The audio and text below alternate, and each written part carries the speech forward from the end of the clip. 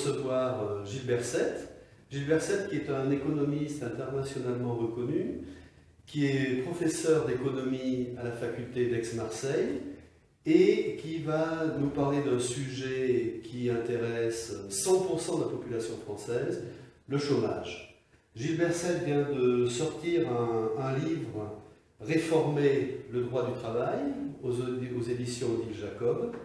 À la base, il faut savoir que ce travail a été commandité par le think tank progressiste Terra Nova, qui est un think tank indépendant, et qui a demandé à Gilbert de travailler ainsi que Jacques Barthélémy sur ce sujet qui est, comme vous le savez tous, une véritable catastrophe en France et dans la majeure partie des pays européens.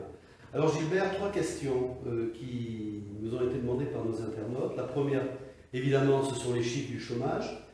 La deuxième, quelles sont les véritables causes du chômage en France? Et la troisième, que nous verrons par la suite, quelles sont les solutions, tout en nous donnant une petite idée de la position de la France par rapport aux autres pays européens en ce qui concerne le chômage.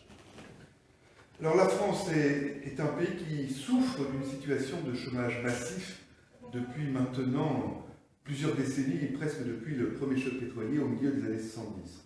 Le taux de chômage en France dépasse maintenant, au sens du BIT, légèrement 10%, c'est-à-dire que parmi les personnes qui veulent travailler, 10% se retrouvent au chômage.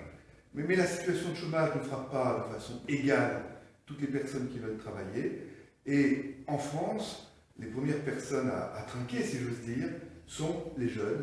Le taux de chômage des jeunes est d'environ 25%. Par jeunes, j'entends des personnes qui veulent travailler, qui ont entre 16 et 25 ans. Comment on peut comparer la France aux autres pays industrialisés? Bien, quand on se compare aux autres pays industrialisés, on voit que les situations de chômage massif ne sont pas des fatalités. Beaucoup de pays ont connu à certains moments des situations de chômage massif, tous les pays industrialisés, mais la plupart d'entre eux sont revenus à des taux de chômage, je dirais, qu'on observait avant la crise économique, de l'ordre de 5 à 6%. Et autour de nous, par exemple, le Royaume-Uni connaît un taux de chômage d'environ 5%, l'Allemagne connaît un taux de chômage d'environ 5%, et les pays nordiques ou scandinaves sont à des taux de chômage compris entre 5 et 7%. Les pays qui se caractérisent par des situations de chômage massif sont les pays d'Europe du Sud et la France. Pays d'Europe du Sud et la France, ça veut dire l'Italie, l'Espagne, le Portugal, la Grèce et donc la France.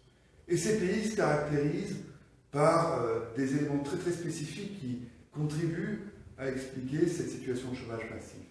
Qu'est-ce que c'est que ces éléments spécifiques?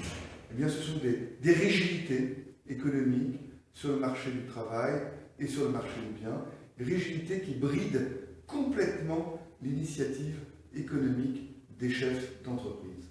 C'est la raison pour laquelle Jacques Barthélémy et moi avons décidé de faire ce rapport pour Terra Nova, publié maintenant aux éditions Odile Jacob, pour essayer de dire comment on pourrait modifier le fonctionnement du marché du travail de façon à briser ces rigidités sans toutefois baisser le niveau de protection des travailleurs.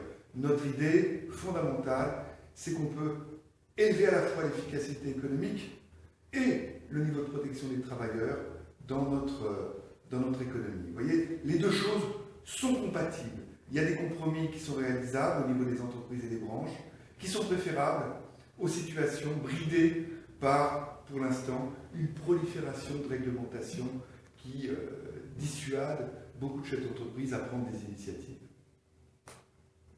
Merci beaucoup, Gilbert. Je crois que ça a été extrêmement clair, précis, concis, comme à votre habitude.